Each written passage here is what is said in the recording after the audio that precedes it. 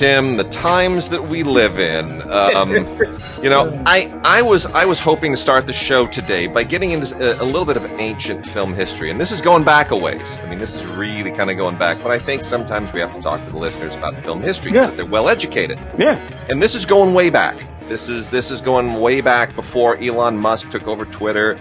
Before, the rumors of Roe v. Wade being overturned, even before Johnny Depp had that defamation trial against Amber Heard, remember that? This is even back before Dave Chappelle was attacked on stage at the Hollywood Bowl. This is going deep.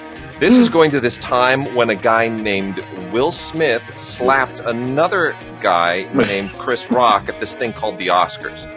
It's like it's long disappeared from our memory banks, but they back then they suspended him for 10 years. Mm-hmm. You remember this? Yeah, it's ancient. So long ago, it matters, and it matters not at all. It's just an astounding thing of how we have these moments, and and we're all in this moment, and we're doing the press. You and I, we do the press. We got together, all the time. This thing, it matters, and then 34 seconds later, what were you talking about? Who? Oh, somebody got and what do we have? This perfectly insane thing. I guess it happened the night before last night, right? Before we broadcast thing. Yeah, before our broadcasting this, it's all in the news. It's a new thing. This is like all in 6 weeks. It just every 3 seconds there's a new thing. We're like, and this reminds me of it's kids. It's like kids. When my daughter and her friends play, their attention span is about 6 minutes. It's about 6 minutes. They're doing one thing for 6 minutes, then they're playing a game. I come back there, now they're putting makeup on. I'm like, weren't you just playing it? Yeah, well, they can't do anything longer than 5 minutes, and we're not much better. No.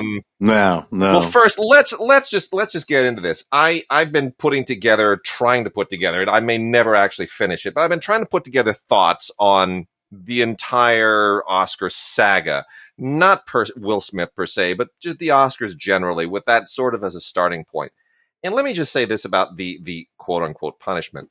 It feels to me like both too little and too much at the same time. It's like, okay, that's pretty draconian stuff. Banning the guy from the Oscars for 10 years. That's pretty intense. But at the same time, how many of those was he logically going to go to? And does this repair anything for anybody? No, this is just Oscar virtue signaling, saying we did something.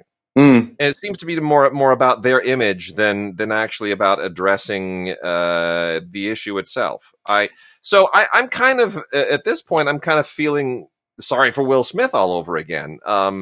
He did a bad thing, but I mean, I feel like the Academy has taken its eye off the ball. It's for one thing, Will and Will's people got out in front of it real quick. Good people. He resigned. He did all this. He did this little apology, Twitterverse apology tour to everybody, and I think that maybe you and I, or maybe it was in a set of emails that we would. I think I told you, I got to tell you guys, and this is some time ago. This is a few days after that, and well before the Academy came out with the 10-year thing, that the Black community is over this already. This is weeks ago. We had our moment. I chit-chatted about it on the radio here and there, and everybody said the right things, relatively speaking. And then we were kind of all done. And then the Academy came, with its 10-year thing, and I got to tell you, that was a terrible mistake. Yep. Because now, at a minimum, Black folks start to feel like, well, wait a minute. Yeah. now you're just messing with the brother. The brother said he was sorry. He did all of this. You 10 years like this, particularly when again Roman Polanski's still walking around with that Oscar. And all of this. So it starts to feel like, well, now you're just poking. Now you're just messing with the homie. And this is a thing that we've worked out. Just be quiet and stand over there and don't make it worse is what the Academy should have done. Be quiet, stand over there, and don't make it worse. And to my mind, the way that you address this is you give Will Smith the Academy equivalent of community service. We'd like for you to, work with some kids in some schools, or sponsor us something, or something positive that's not punitive. When it's all punitive, that tends to be, in my experience, when everything is punitive, especially in a school, right? When the school is focused on heavily punishing kids as opposed to reforming them or helping them or getting them past it, that's the school trying to send a public message that it's tough. It's not focused on the kids. It's focused on its public image. It's administrators trying to get their contracts renewed. It's a school board trying to get reelected. It's now you're using the kids. And that's what I feel like here. I feel like the Academy is now, they are less concerned about Will Smith or Chris Rock than they are about their own image and their advertising revenues. And at this point, I kind of don't trust him anymore. Not that I ever did, but yeah. Look, I'm with you completely. First of all, I'm not a punishment guy. Yeah. I am an accountability person. Yeah, I believe in accountability. Not big into punishment. I've never really understood, but accountability is fine. And so far as accountability is concerned, yes, if you're the Academy, you go to Will Smith and you say, "Hey, Will, why don't we partner in establishing whatever makes sense to establish around a thing like this? Your accountability, we're with you. Everybody will throw in a few bucks, and then that will be the capper, the end of all of this accountability. There we go. And what would happen then is that any discussion about this in the future would have to end on that note. A positive note. A positive note. You always have to craft these things so that future discussions have to end on a positive note. If you don't, then future discussions will always end on the funky bit. And you don't want to end on the funky bit. And let me just point out too, the bad thing about this is, and this is why I hope they revisit this in some constructive way, we'd like to stop talking about this right now. Yeah. And they have guaranteed with this 10-year ban that in 10 years, we're going to be talking about it again. Literally, we'll be waiting. In 10 years, we'll be waiting to see if a 70-year-old, or I don't actually know how old he is, but Will Smith will decide to attend the Academy Awards. Not to mention, if Will happens to make a movie in the next 10 years that's brilliant and gets nominated again. Gets nominated. Because so you made a mess of it. And I think it's just a mess, and that's all there is to it. It's just going to be a mess. And I don't want to talk about it for the next 10 years. I don't either. Well, I'm going to finish my piece then. I'm going to get him work on it a little bit today. Let's move on to Johnny Depp and Amber Heard. Have you watched any of this? Moments on the news, but not the actual trial itself on court TV. I can't. I gave up on those quite some time ago. Johnny Depp. Look, the actual thing itself, whether or not I read that article that she wrote in the Times, a number of years ago, and the words she used and all that kind of stuff. I can see why Johnny would be kind of pissy about that if, in fact, he felt it A, isn't true, and B, cost me a whole lot of money. All right, well, go ahead, do your lawsuit. There's some judgments that came down yesterday. The lawsuit will move forward. But again, I got to tell you, this is just another one of these big, ugly ass Hollywood situations. And I know there's a lot of money involved. And so, I do not watch celebrity trials. I feel dirty. I feel like it's not really my life. It's not my business. I don't want to eavesdrop. I feel like I'm peeking through somebody's drapes when I watch them. I really don't like it. I didn't see a single solitary second of the OJ trial. I never watched the Menendez brothers trial. I've never watched any of these. So, and I just don't like to. I feel dirty. But what bothers me about it, without taking sides and he said, she said, they said, whatever it is, what bothers me about it is the way that it winds up impacting the movies. And I can extend this a little bit to all of this stuff that's going on now. The Bill Murray movie, which was Aziz Ansari's directing debut, right? That was supposed to be, they paused that because Bill Murray made a joke and somebody took it wrong and sexual harassment, whatever. Now that's paused. And Frank Langella just got replaced by somebody on his show. And what bothers me is I feel for the people making those things. You just want to make a movie. You just want to make your TV show. You want it to be as good as possible. Johnny Depp wanted to be in more Pirates of the Caribbean movies. Yeah. As a result of this whole fiasco, we may never again see Jack Sparrow. We may never complete that arc. And all of that bothers me because now all of this stuff impacts the creative process. And I'd like to see it separated. Woody Allen's another thing. Let artists do their thing, and if they've committed a crime, the legal process will bear out. But the court of public opinion, when that's taken into account by companies and studios and so forth, and I understand they kind of have to, that then impacts creatives, and it narrows the ability of people like you, like me, like filmmakers and writers everywhere. It narrows our ability to make creative choices. And that bothers me. Oh yeah. Look, in these things, it's not like how far can we go back? Fatty Arbuckle? Can we go all the way back to Fatty? All the way. At least to Fatty, right? Yeah. And by Chaplin. the way, Chaplin in the same sort of period of time, and Fatty didn't even do it. Fatty completely exonerated, career destroyed. I don't know. Look, I understand that these companies, particularly these companies that are at this point not owned by individuals anymore, like way back in the day, but are corporate entities, and they have all kinds of fiduciary responsibilities and blah blah blah blah blah. And this is going to cost us money, and they do things, and they're protecting the bottom line. Okay, I suppose that's fine. But it seems to me that all of these things, the triggers are pulled on all of these things far, far, far too quickly. I agree. We just pull the trigger. Did I need to see another Jack Sparrow movie?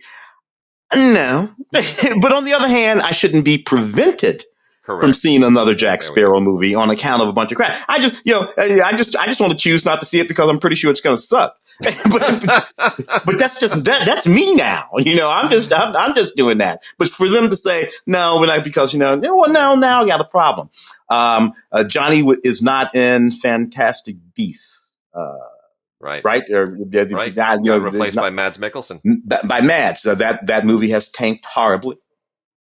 I kind of think it might have tanked anyway.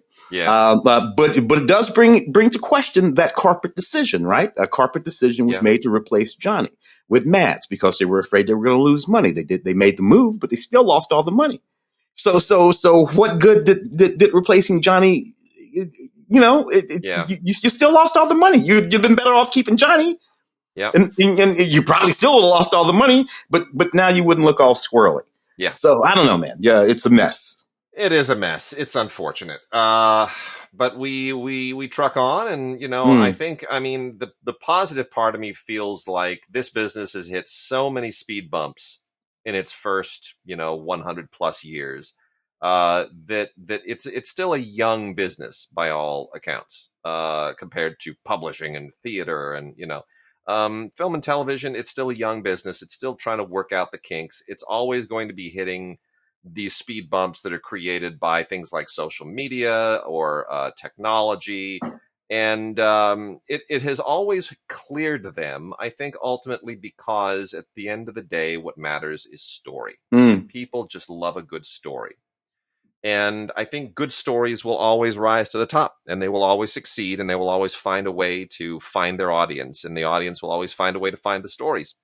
So we're in a rough patch, and we just got to kind of work through it. But I think in the end we will get there. It's just going to be bumpy along the way a little bit. I do see one thing. These things are perhaps not directly connected, but nevertheless I see it happening. Story, the primacy of story is rising above the primacy of star. For a long time, it was story above movie star, and then for a long time we've lived in the primacy of the movie star. Story really didn't make all that much difference. And hey, look, Tom Cruise's Top Gun, next Maverick coming out next week, notwithstanding. I think that Tom Cruise is extremely important to that franchise. If Tom Cruise were, not here or you weren't in that movie, it wouldn't be much of a big deal, I don't think. If this were just a sequel to Top Gun from 1986. I don't think that it would be as big a deal as it is as a sequel to Top Gun with Tom Cruise in it. That movie star matters in that movie. So there you go. And I've often called him the last movie star. I think I'm pretty much right about that. But that's not necessarily a bad thing. As story rises back to being the important thing, and great actors from wherever they come from can occupy those stories, and we don't think about it as hard. I think that's a good thing, man. I really, really do. I really do. You know, for a lot of years, we spent time, you and I both spent time trying to figure out how to make movies. And we had to hang our hat on what star we could get to be in the movie. Yeah. Because that determined pretty much everything. Yeah. That's a wee bit less true now than it used to be. You're right. Everyone still wants that person who's bankable, but I think there is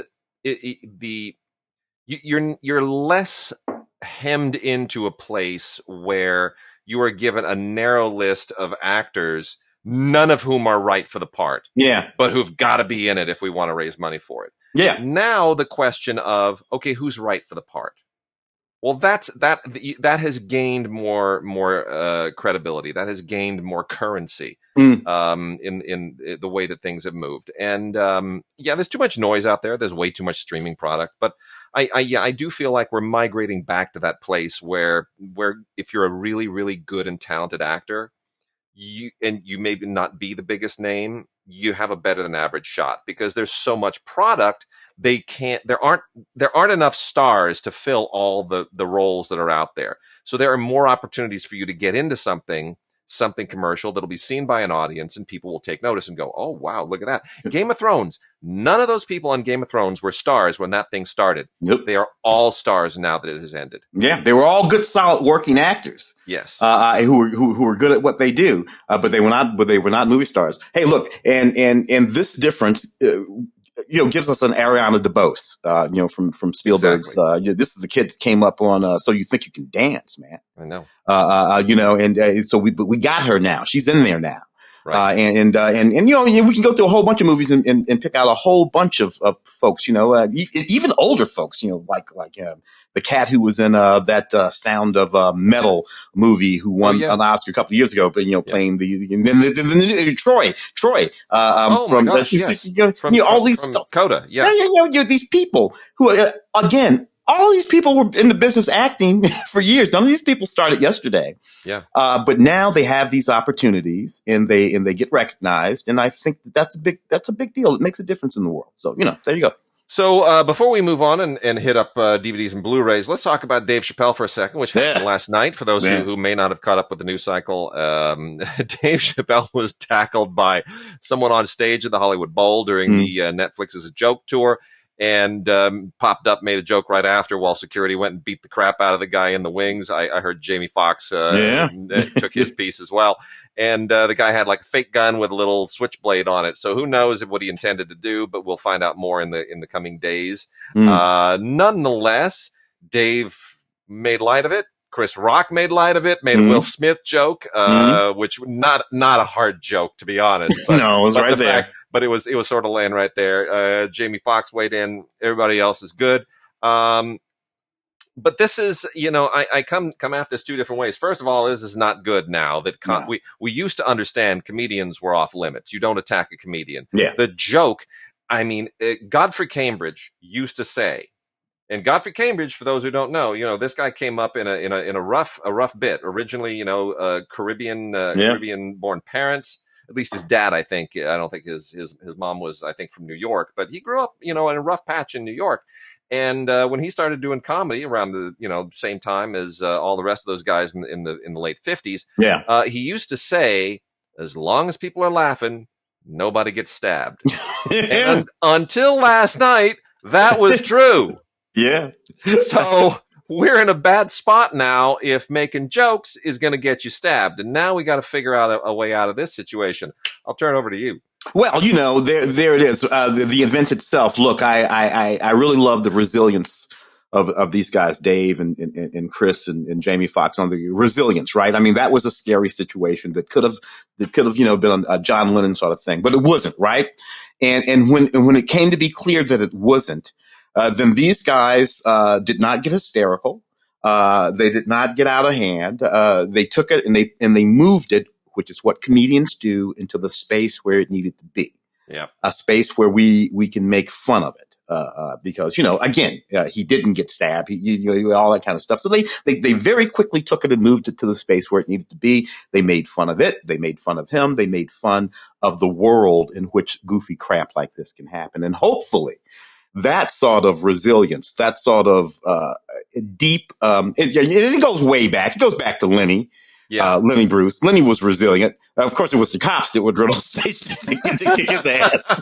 But whatever. The point of it is he was resilient and he just kept ticking.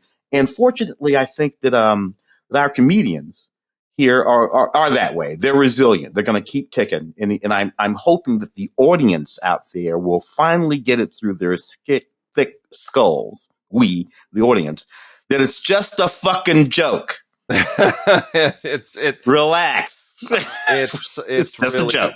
It's true. It is so true. I mean, comedy is, and again, I will go to this point because I am a student of the history of stand-up comedy. Stand-up comedy begins in the United States, and it begins in two communities. It begins in the Jewish community and in the Black community, and it comes out of the 1940s. It comes out of Yiddish theater, and it comes out of the Chitlin circuit, and you suddenly have these inner city clubs where Black comedians are playing because they're not allowed to play white clubs, and you have these Catskillian clubs where Jewish comics are playing because it's the only place where Jewish comics can play. Discrimination fueled pain, which then found comedy as a way of dealing with that pain. And what happened was those communities became mainstream. Those comics became famous, and discrimination was defeated by comedy. And I think people sometimes miss the fact that comedy is healing. And even if you feel like there's some pain in it, you're supposed to feel that pain because then it makes the pain go away. And as Dave Chappelle has said many times, that comedy is supposed to be irresponsible. That's the whole point. If you're responsible, it's just not funny. So, with that, we'll move on. But I think we're good. We're good. So I'm going to talk about some bargain stuff now. One of the things that we have sort of let slide recently are some of these amazing compilation sets where you can get, DVDs are still a thing. You spend a few bucks, not a whole lot, and you get a whole bunch of movies in a collection, in a set. And they're doing a really, really smart job with a lot of these now. These are movies that don't stand on their own. They're not worth buying independently. But when you buy them in a triple feature, quadruple feature, 10 film collection, some really great stuff out there. So here's some of the stuff that stands out to us.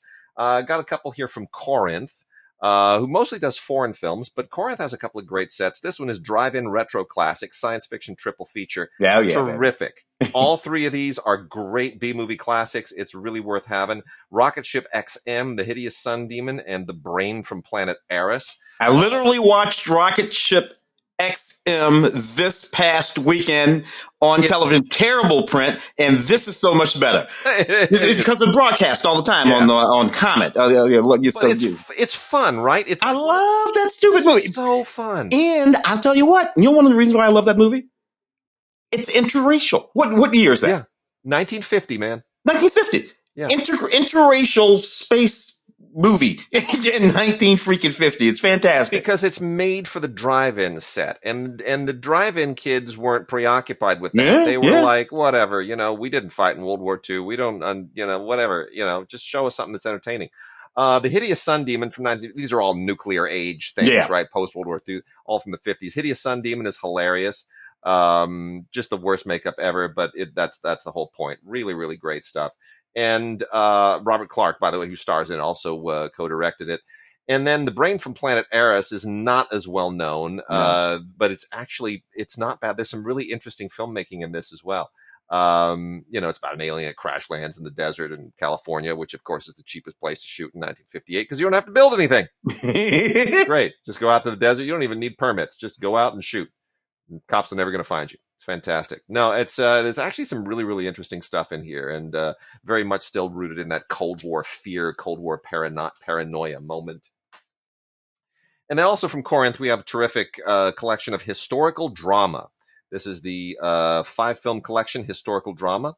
And these are 5 films that are all based on actual events. There's Habermann, Habermann, The Chronicles of Melanie, Calm at Sea, Remembrance, and Within the Whirlwind.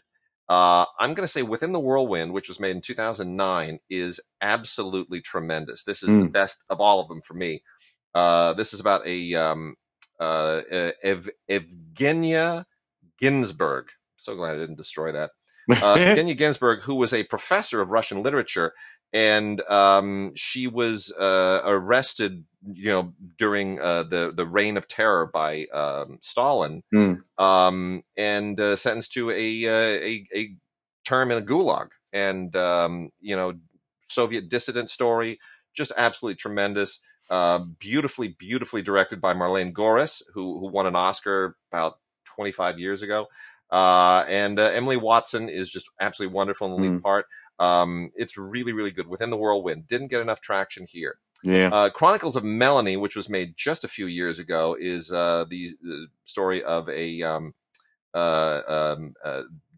Soviet deportation from Latvia, mass deportation from Latvia, which we often overlook because of the fact that what was happening in Germany just overwhelmed all of it. But it's quite an impressive film as well. Chronicles of Melanie. Remembrance is a concentration camp love story. Takes place in 1944. That, not to make it sound trivial, but it's actually very, very moving and very, very powerful.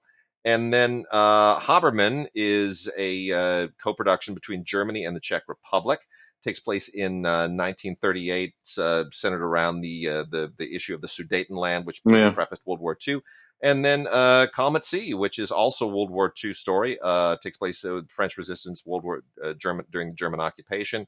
The story of Guy Moquet, who is this powerful, powerful resistance figure. So all of these based in truth and really powerful stories, and you can get 5 of them in one set, courtesy of Corinth. Yeah, great.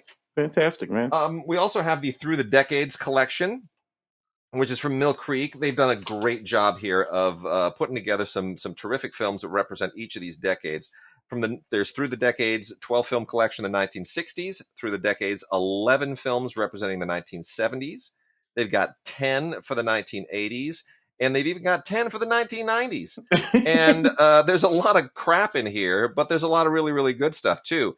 Their 12 films from the 60s include stuff like Hook, Line, and Sinker, which is hilarious. Yeah. Marlon Brando and Jane Fonda with Robert Redford in The Chase, from 1966. Under the Yum Yum Tree, great Jack Lemmon, Carol Lindley, Dean Jones movie.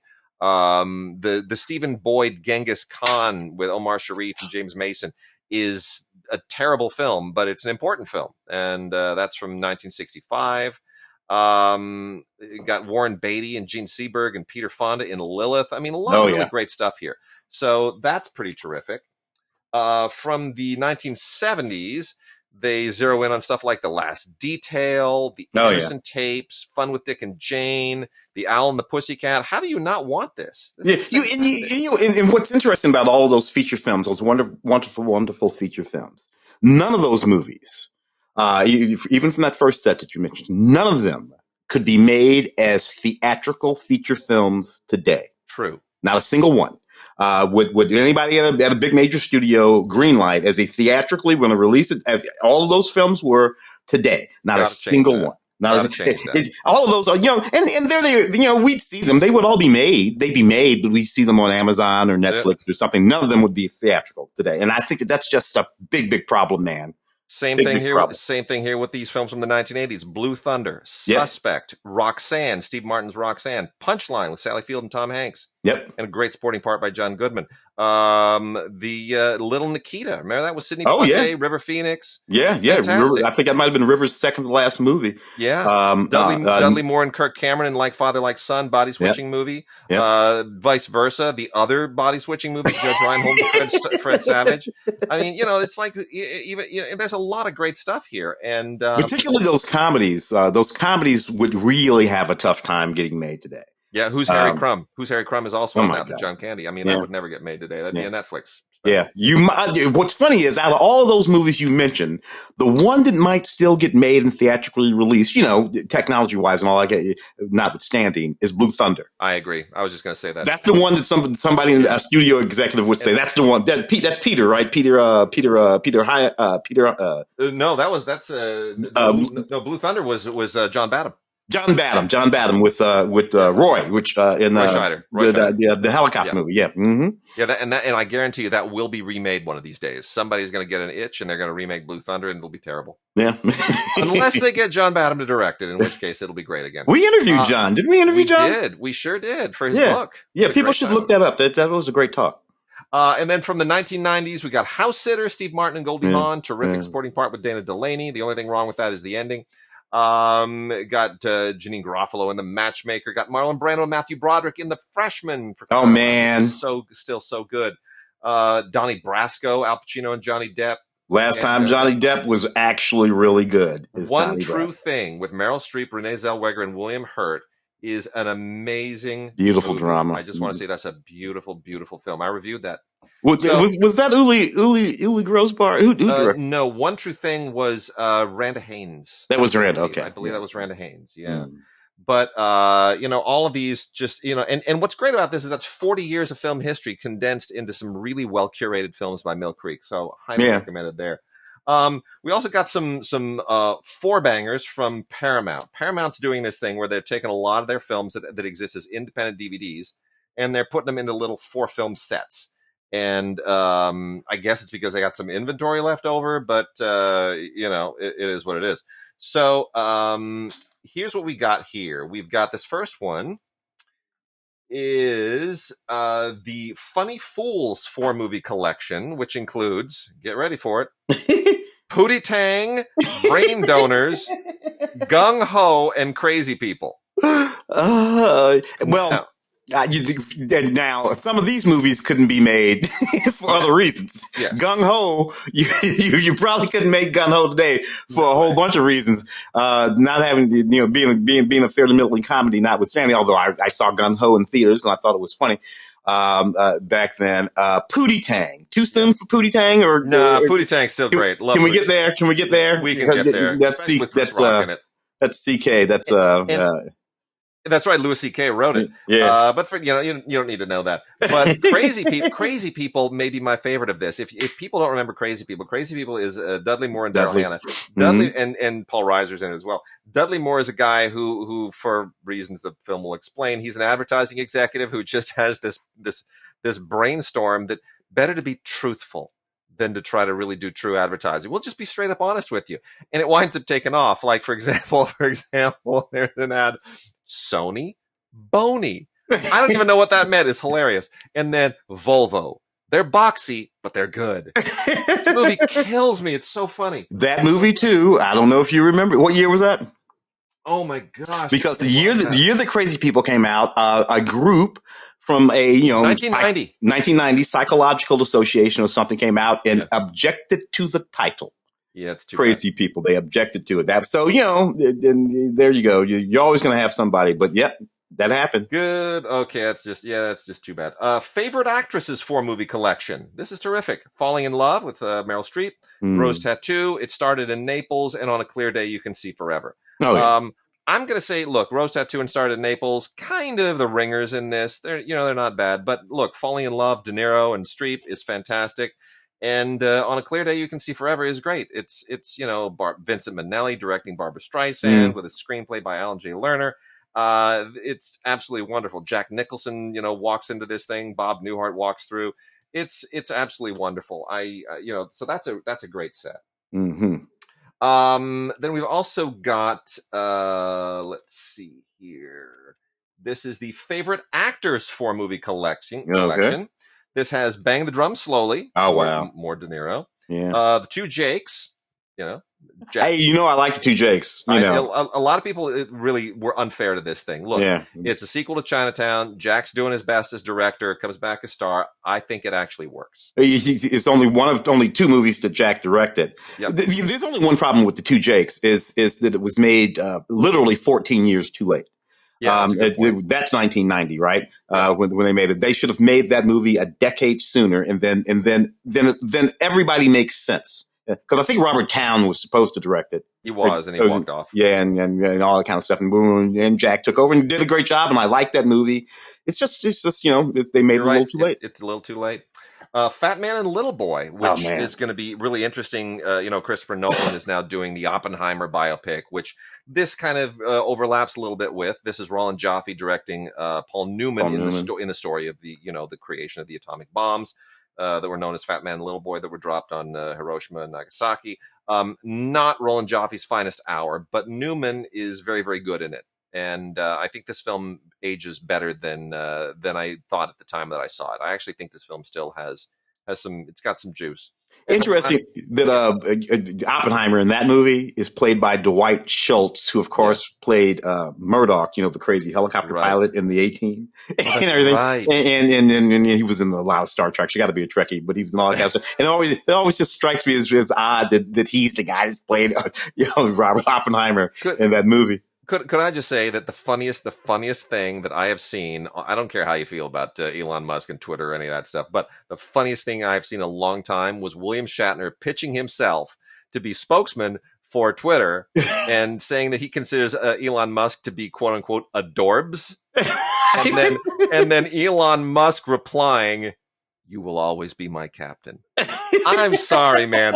The richest man in the history of modern civilization just told William Shatner, "You will always be my captain."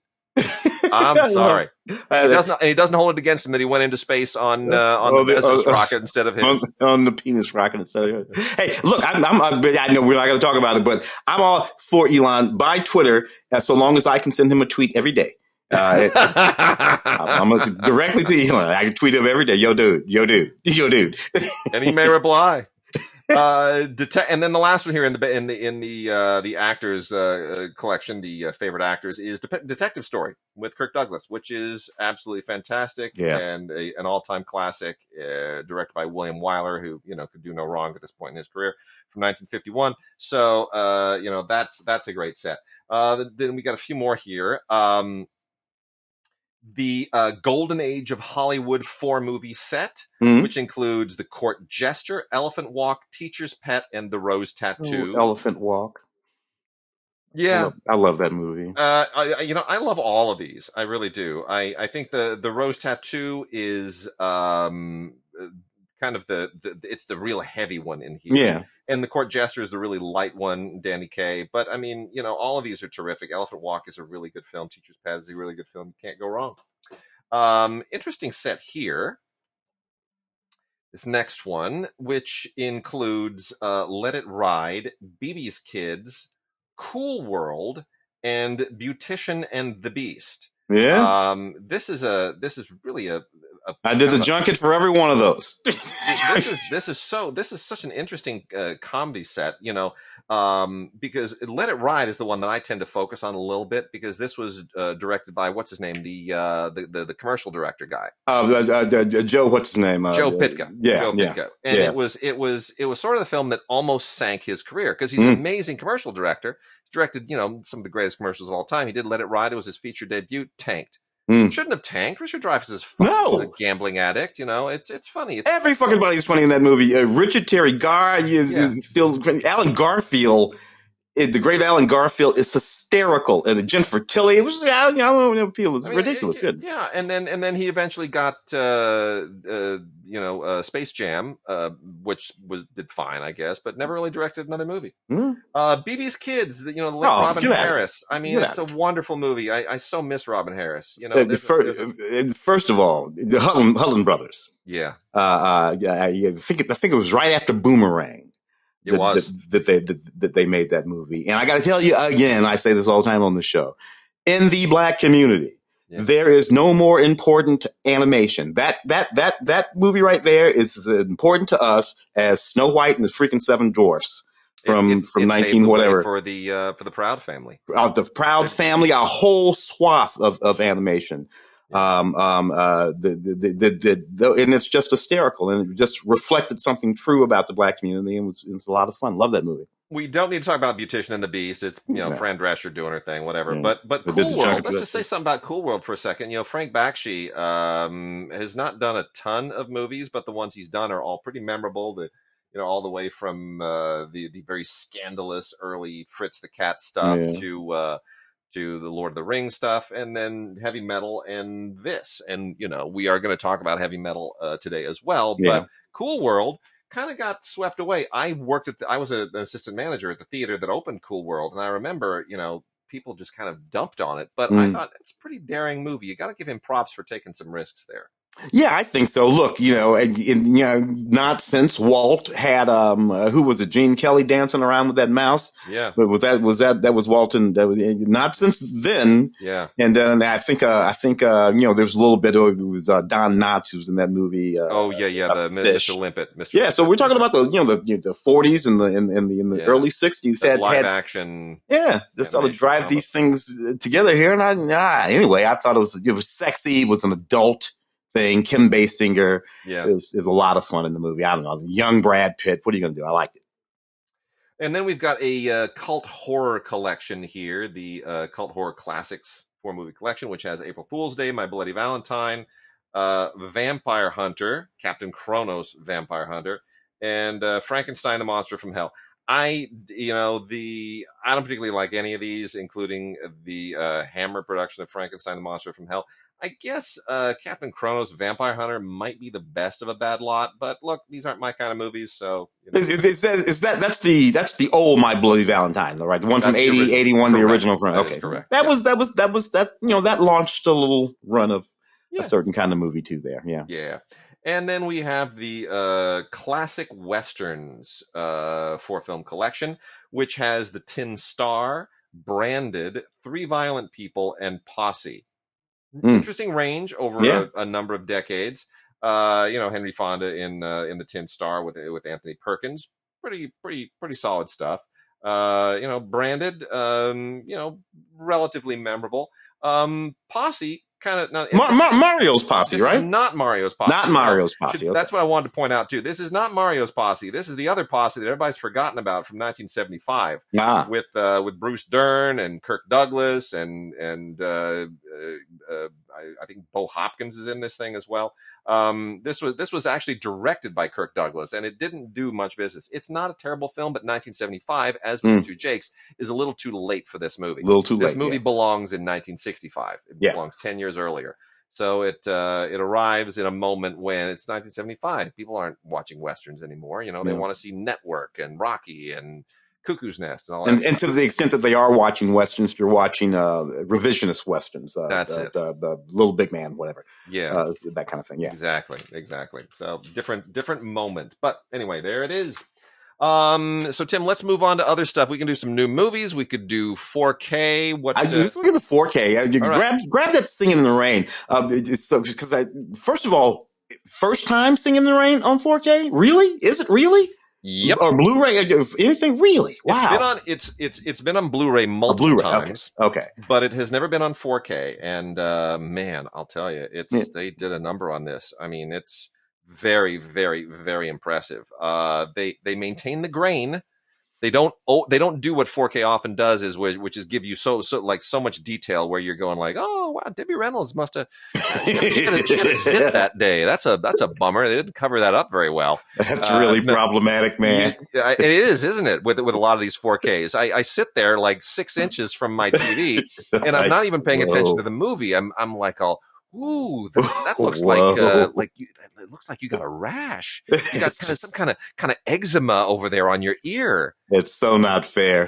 Not fair. And it's really, men, whatever with the men, with the ladies, it's just like super not fair. It's really it's unfair. But this is the 70th anniversary, and they've done a real number on this. The colors pop. It's like watching it projected. And if you've ever seen Singin' in the Rain projected, it's magnificent. So this really, really does it. I was Stanley Donen's projectionist. No kidding. And a weekend lecture series that he taught you. I was his, Ronald Neame. There were a few of the old ones. Remember you did Ronald Neame? I didn't know Donen was part of that. I used to do Ronald Neame's class all the time. Like I was his projection, but Stanley just was like a one thing, and he did. And I saw it, so it was like my little claim to fame there. Oh, that's great. I strung up Singin' in the Rain. Oh, that's fantastic. That's fantastic. Well, it is absolutely gorgeous. It has the original commentary on it with Debbie Reynolds, Donald O'Connor, Sid Charisse, Donnan, Comden and Green, Baz Luhrmann weighs in, Rudy Belmer weighs in. You know, it's pretty terrific. So yeah, this is just great. And you know, you can jump to the songs. You've got featurette stuff on here. I mean, you got to get this. You just got to. Also on 4K, interesting movie with Hilary Swank and Michael Ealy called Fatale, which I did not see in theaters. Did you see Fatale in theaters by chance? No, I must have missed it. No, wait a minute. I take it back. I did see this movie in theaters. This is one of Dion's movies. Yeah. Dion, who I call the hardest working black man in Hollywood. Dion has made more movies than Spike Lee. That's it. Dion. And every other black filmmaker put together. Dion makes a movie every 20 minutes. This is actually pretty good. Michael Ealy and Mike Coulter and Hilary Swank in a lot of these movies. And it lives in that, what was the one? Fatal Attraction area. That's it. It's very much of that. I gotta say, you know, Dion's an interesting guy. He's a little bit like Takashi Miike in that sense. He just works so hard and so instinctually, right? That he's one of these filmmakers that doesn't really think about what he's doing. He just keeps working. Ridley Scott, we could argue, is doing that a little bit now, but I think that's because he's getting older and the clock's ticking and he's trying to get it all in. Trying to get it all in. Yeah. But every so once in a while, when you work instinctually, you're going to make a lot of mistakes. But once in a while, like Takashi Miike, I mean, you look at Miike's filmography, you're like, that's crap, that's crap, that's crap, that's crap. Oh, that's amazing. That's a good one. And you land on a good one.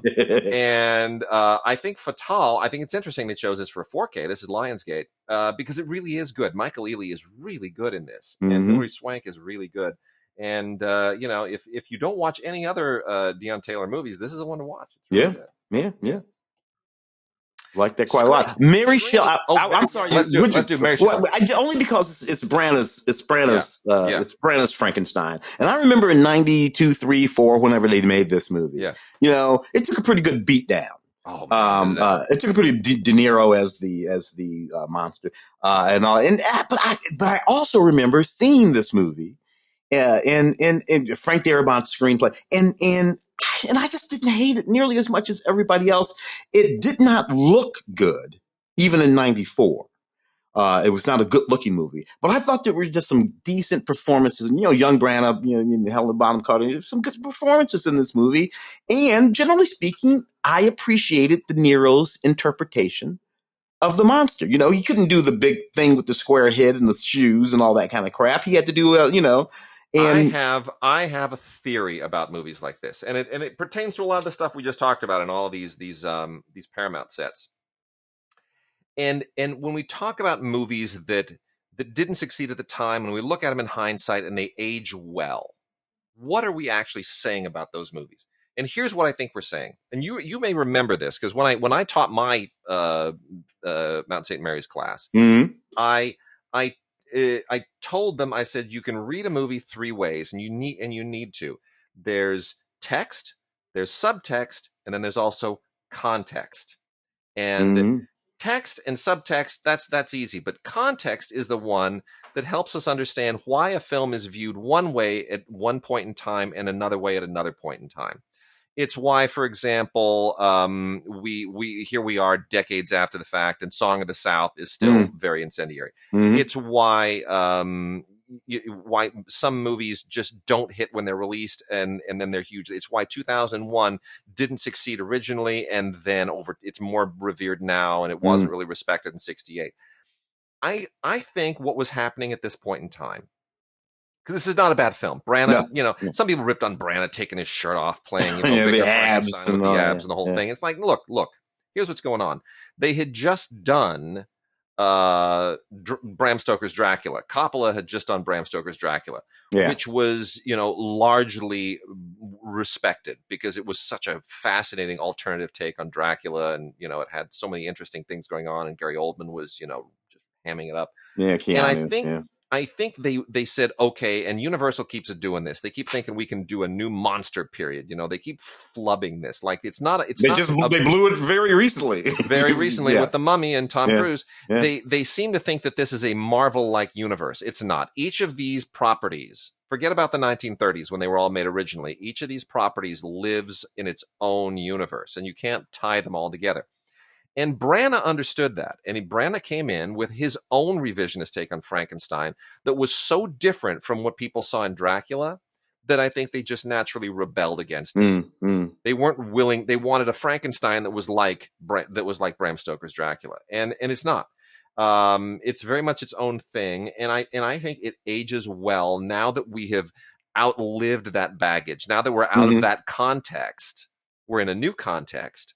I look at this and I think Branagh did something really interesting and very brave. And I'm sorry that they didn't appreciate it at the time, but man, it really is. It looks spectacular in 4K. I think it looks better than it looked projected at the time. Yeah, it does. Yeah, they've really fine-tuned the color and gotten the timing just beautifully. The audio is to die for. I mean, it's got a DTS 5.1 surround audio track that is just absolutely to die for. Really amazing. The score just hums. It's really beautiful. And this is a great score, by the way. I mean, Patrick Doyle, who does all of Branagh's stuff, absolutely just wipes it out here. But yeah, tons of other extras on here. Stuff on Mary Shelley. A great documentary on how the story came together, and you learn so much about Mary Shelley. Stuff on the film and how they made the film. I mean, getting into Branagh's adaptation and the differences between the film and the novel. It's all really, really interesting, and it's especially interesting to me because I should point out we just had spring break. Just got back from London, where I will be writing more about some of the things we saw in London, like Andrew Lloyd Webber's Cinderella, which is amazing. But where we stayed in Belgravia was literally like a 5-minute walk from the apartment where Mary Shelley died. Oh, wow. And there's a plaque on the side of the building that says, Mary Shelley lived here, as they do in London and Paris.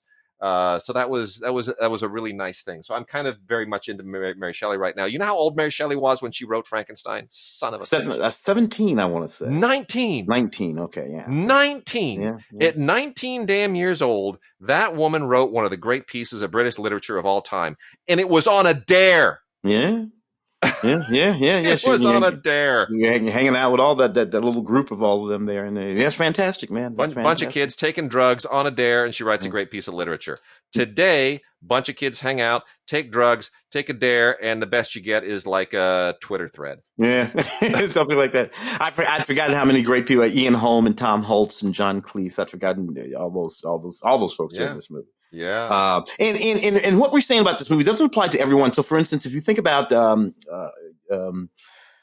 one with Sting, Bride of Frankenstein. Yes. And Jennifer, the Bride, and Jennifer Beals and all of that. Yeah. That did not work then, and it does not work now.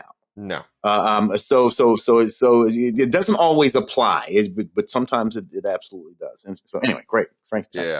Mary Shelley's Frankenstein, we should say. We're going to talk about heavy metal. Let's talk about Scream. Let's get Scream in there first. And the new Scream. This is the new Scream. That is correct. The new Scream is out on 4K. How do we feel about the new Scream? About going back and revisiting this with all the same original cast members, looking a lot older and. Yeah, Nev and Courtney and David, all running around the movie, and it's all very reverential. It's 25 years later. Yeah. The thing about the Scream from 25 years ago is that it was in fact a new form of horror movie, that deeply self-referential horror movie. It initiated that. And then, of course, 15 Screams came after that, and all kinds of other movies that actually made fun of that. All of those, And so all of that. So we land back here, and here they're taking it all very, very seriously. It's all it's practically a drama. It's more drama than it is actual horror movie. And I'm like, guys, I think we went to the well one time too many. I'm going to say I miss Wes Craven. Wes knew how to modulate all of that, and that's what doesn't happen here. I am so sorry to say. So now Heavy Metal and Heavy Metal 2000 together in a 4K steelbook. It's a limited edition 2-movie collection. Heavy Metal 2000 is not a movie that I am terribly fond of. Not in any way whatsoever. I don't think it works. I think it's a noble failure on some level that they kind of tried to revisit it, but I think that's just kind of a bonus here. I do think that the original Heavy Metal is a film that's really, really worth checking out. And we talked earlier about Ralph Bakshi. Ralph Bakshi did not direct this, but Ralph Bakshi is an inspiration for this. Ralph Bakshi kind of opened the door for Heavy Metal, which I think, and I remember so well, I begged my mother to see Heavy Metal. And I said, "It's an animated film. Come on, let me go. I'll go with the guys. It'll have a great time." And she looked at it. She's like, "Animated film that's rated R? Yeah, that's not happening." I was so mad at her. I was so mad that I couldn't go see heavy metal. But she was my mother, and that was her job. But in hindsight, being the grown ass man that I am now, I have to say, yeah, she was probably right not to let me see. Nah, the children don't need to be in there. But I do enjoy it as an adult. Well, and of course, friend of the podcast, friend of ours, John Bruno. Yeah. Very important director, special effects director, directed the soft landing segment of this. That's where really? Oh yeah, he he did the art for much more of the movie than that. And I've actually seen his mock-ups and line animations and all that stuff. But that whole thing where she's flying in, basically the poster on the back of the thing where she flies in, John did all of that. And of course, and I don't know if I was thinking about it at the time, but the voices of John Candy, he's gone, Joe Flaherty, all those Canadian voices, in this thing. It's just, it's, I don't know, now when I hear that, it just, I really love it. John Vernon and Eugene Levy. Produced by Ivan Reitman, it should be pointed out. Yes. Yeah. And with a wonderful score, as you would expect with Ivan Reitman, by Elmer Bernstein, who of course did Ghostbusters as well, but also who did the Ten Commandments. So I like to point out to people, Elmer Bernstein, his career spans the Ten Commandments and heavy metal. Now, how's that for diversity? Yeah. That is a wild and crazy career. But I think this film is really a fascinating time capsule. It's good animation. It's got a great rough cut commentary with Carl Matchek, a documentary on how it was all put together and imagined. It's got a deleted scene and then an alternate framing story with commentary. So, there's also the soundtrack on Dolby Atmos. There's a retrospective documentary with all kinds of people showing up in it, including Ivan Reitman before he passed, Kevin Smith. I mean, a lot of extras on here, but ultimately, really, you're watching heavy metal in 4K, and I love how it preserves the grain, because that's a grainy animated movie. There's real grain in it. You really see the film, and it preserves that, and I appreciated that. I thought that was great. Let's see. Where do we go next? New movies, perhaps? Let's do some new movies. Yeah, let's see. I say that because I see both Red Rocket and Sing 2 and Marry Me in there, and I saw all those. Yeah, and Cyrano and all of that business in there. Red Rocket. Let's get it. If you don't mind. So Red Rocket, Sean Baker, doing his thing. Sean, of course, Tangerine and all that. And he has this sort of thing that he does with his films. It's a little bit De Sica-esque, where he will recruit real people from real places to participate in his films and mix them in with working actors. And he does that here in this movie, which is about this guy, sort of washed up porn star who goes back to his little town in Texas, where he hooks back up with his estranged wife, who had also been a porn star, but he quit and went back home sooner, and how he sort of gets involved with this young woman at a donut shop, and with this sort of idea that he can get his career back, and I got to tell you, for a while there, Simon Rex was on a whole lot of people's, we gave him Best Actor. Yeah. Rafa gave him Best Actor. Because he really gives this great performance, and he did a lot of stuff, Independent Spirit Awards and all that kind of stuff. So, I enjoy the movie. It's not my favorite Sean Baker movie, but it's pretty good. But just for Simon Rex's performance, you should give this movie a go, because Simon Rex, of course, of MTV when he was a kid, young comedian, a bunch of goofy movies and all that stuff, and ran around MTV, 18, 19 years old. And now he's, I don't know, middle 40s or whatever it is. Yeah. And he got himself a career back, and this performance is what did it for him. That's it.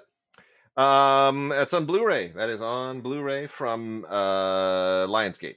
And then we got a Well Go title here that made its rounds a little bit in the theaters. We're giving away 2 of these. So, by the way, if you want some, send us an email to gods@digigods.com or gods@cinegods.com. Put Gemini in the subject line and your name and address in the body, and we will, by no later than May 10th, we will pick some winners and send them to you. So again, Gemini in the subject line and your name and address in the body. Get it to us before May 10th, and we will send 2 people a copy of Project Gemini, which is, it's a total Alien knockoff, and we've had a million of these. But you know what? It's a good one. It's a really, really good one.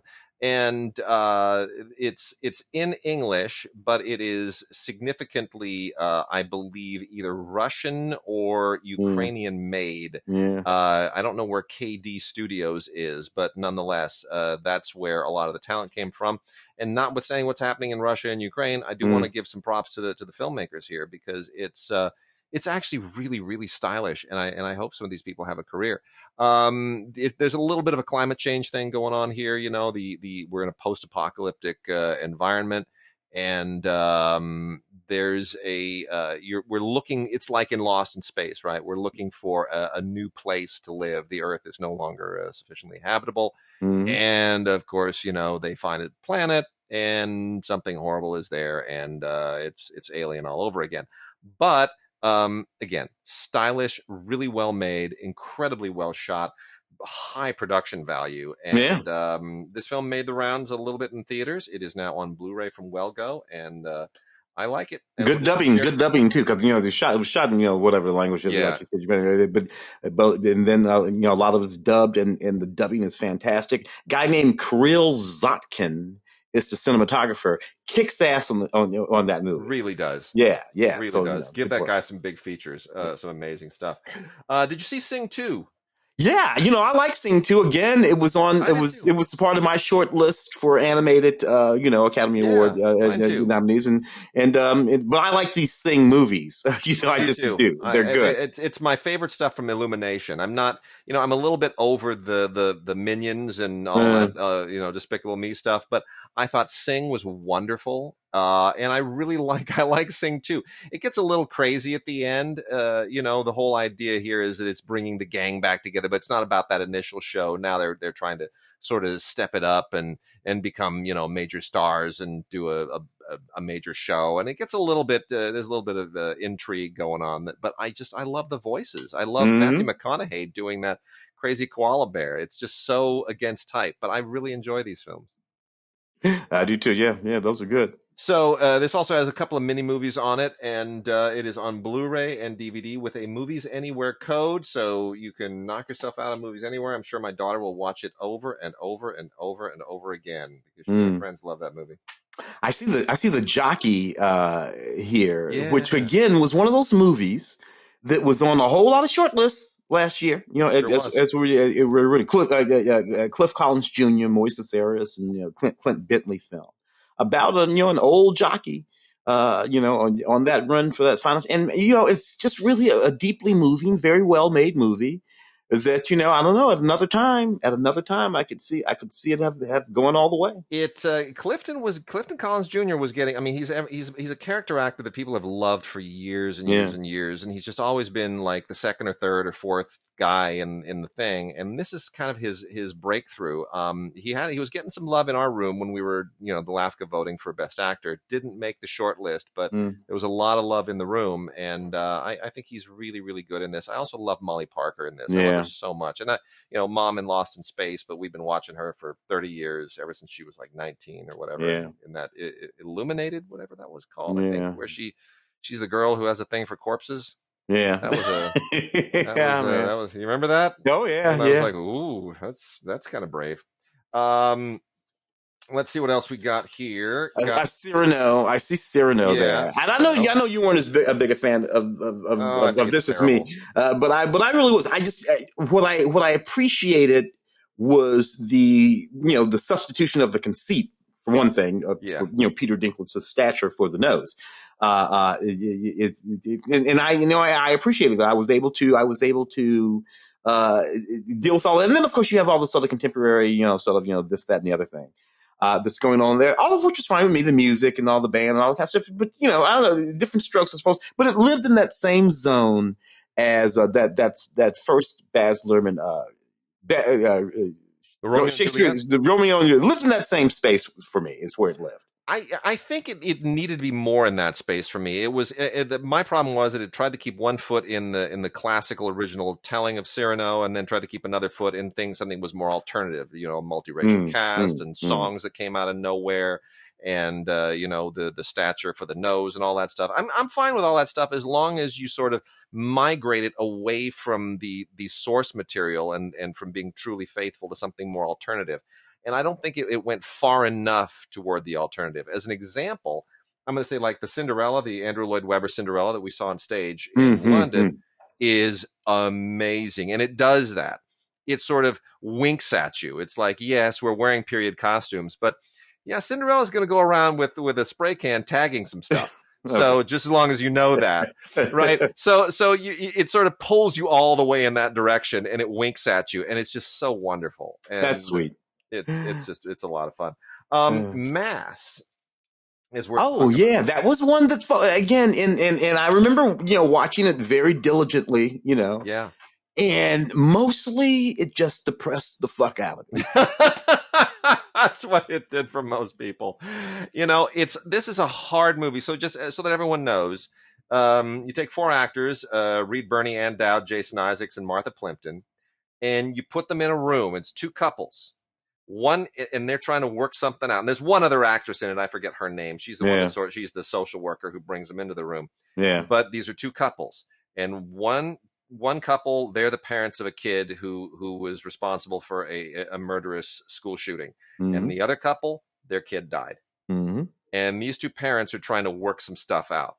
It's a completely contrived scenario, but it's very, very sensitively written to give these actors a lot to chew on, a lot to develop, a lot of emotions. It's basically a stage piece. It's a stage piece. And I think the acting is tremendous. Oh yeah. I think Jason Isaacs is so freaking good. Takes it all the way around from that ridiculous part that he played in the Harry Potter films. But but man, is it depressing to watch. It doesn't give you any redemption to hang your hat on. Yeah, and I suppose that ultimately, because again, all these really amazing performances and this writing and all this kind of stuff, and I thought, but at the end of it all, I think I thought to myself, this would never happen. No, it wouldn't. It would never happen. And therefore, I just, it all felt like a bit of a manipulation, and it's a manipulation that leaves me feeling badly.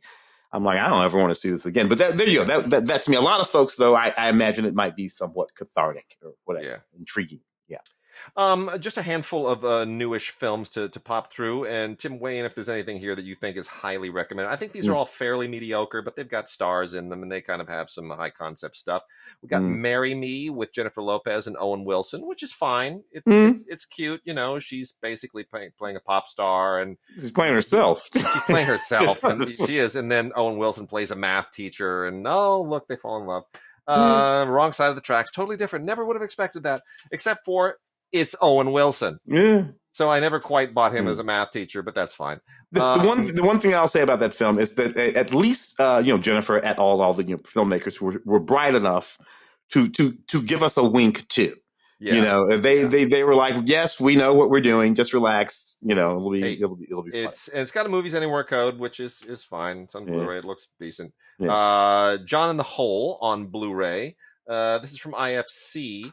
Gosh, I really wanted to like this. I really did. It's it's kind of a creepy metaphor, horrific metaphor about this bad seed type kid, this 13-year-old kid played by Charlie Shotwell, who who tries to trap his family in a hole in the ground. Yeah. And I get the metaphor. It's really heavy-handed. I just don't think it quite pulls itself together at the end. I think it kind of misses. I think it gets caught up in its own need to stitch a cohesive narrative together, and it misses the metaphor. If that makes sense. Yeah. And again, it's this film that's working hard at being extremely dramatic and realistic. Yet, the first thing I thought to myself is, this would never happen. Yeah, exactly. And I'm like, and if you want me to treat this like it's something that would happen, that's the one thing I can't do, because this would never happen. Yeah. And then we've got National Champions, which is very timely. This is about a player strike, a football team player strike and the players and the coach. Stephen James is very, very good. Is one of the lead players who initiates this. J.K. Simmons plays the coach.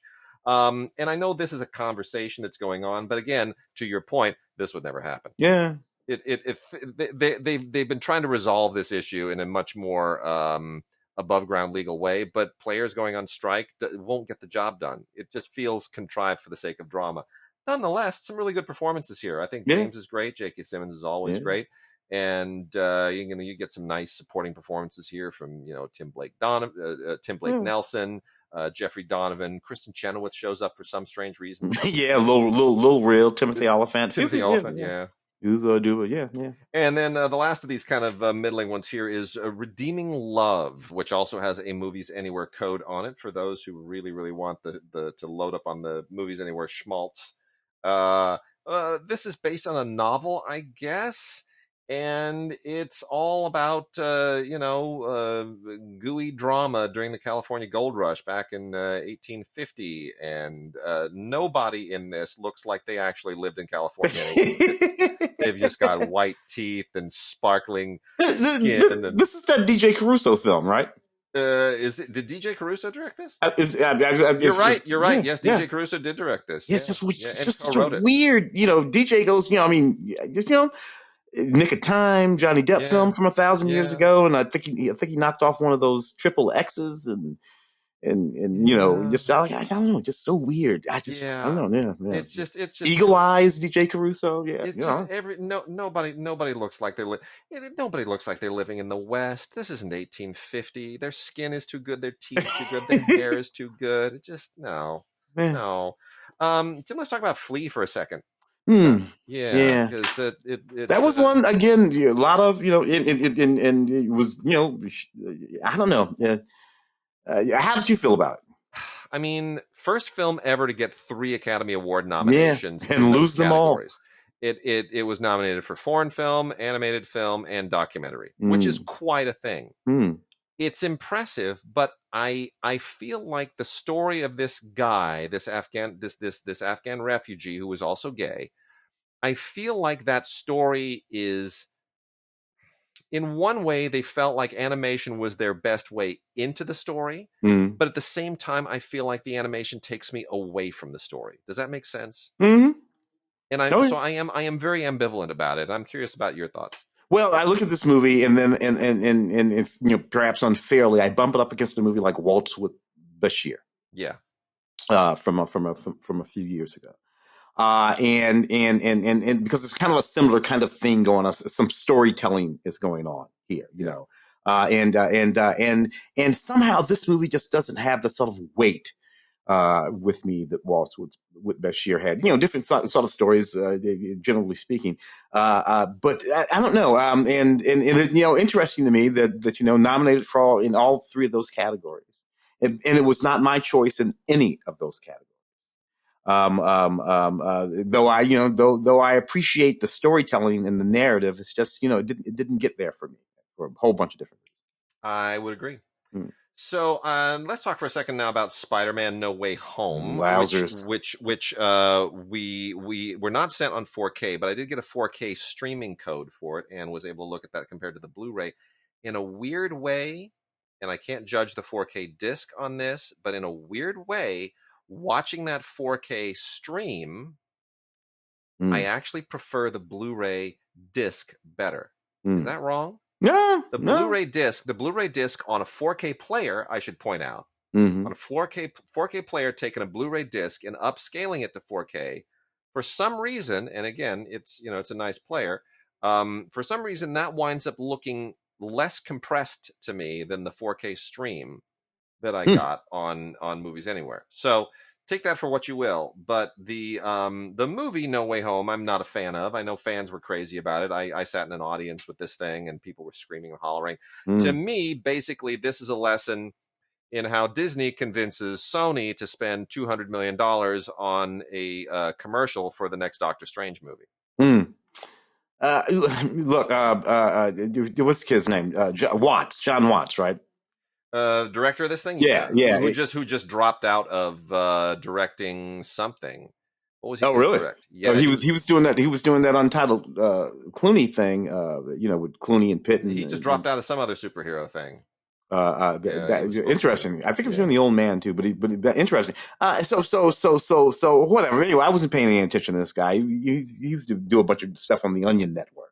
Yeah. And then he made this fairly decent movie with Kevin Bacon called Cop Car. Oh, that's right. Yeah, 2020, whatever the heck it was. And out of that, he gets Spider-Man Homecoming. And I'm like, excuse me? As was once said by somebody somewhere, we do The Onion and a $25 movie with Kevin Bacon. It was pretty good. I liked it, Cop Car. And then Spider-Man Homecoming. Yeah. No. And I just do not understand this industry anymore. It just doesn't make any sense to me. I'm like, this has got to be about, I don't know who represents him, but that's because that doesn't make any sense. It just doesn't make any sense. You used to have to be Robert fucking Zemeckis or someone, the guys Donner in order to get these movies. Those guys have visions and they have opinions and they are controlling. And that's the whole point now, is that you have a pipeline and a process for making these movies, and they want the directors to be as minor a player as possible. They want the TV model where the studio is the showrunner. The studio takes it over and they let the CG artists do what the producers want. And it's a little bit, I see where it's going. I'm cynical about it, but either way, this movie is gimmicky and I didn't much care for it, but I know it's the one with all the damn Spider-Mans. Yeah. It's just a whole bunch of damn Spider-Mans. It's a lot of very predictable jokes and for a big chunk in the middle of the movie, it's not even trying to push the plot forward. It's just inside jokes and one-liners that get very old. But look, who am I? Millions people loved it. It's the one that made all the money. It made all the money. And it pulled everybody back to the theaters after the pandemic. So I think we owe it that.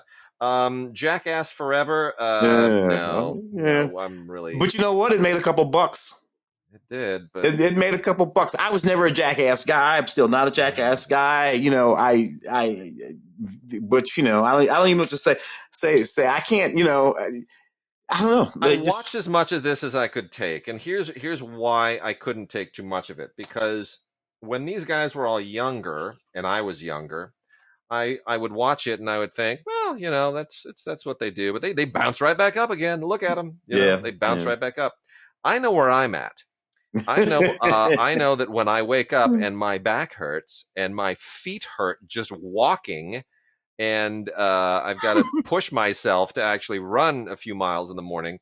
Now I look at these guys and I think, you're going to kill yourselves. This isn't fun anymore. No, and it's not funny either. No. It was never funny to me. So it's not like it used to be funny and then it stopped being funny for me. It was never funny. It's just even that much less funny. That first Jackass movie was 20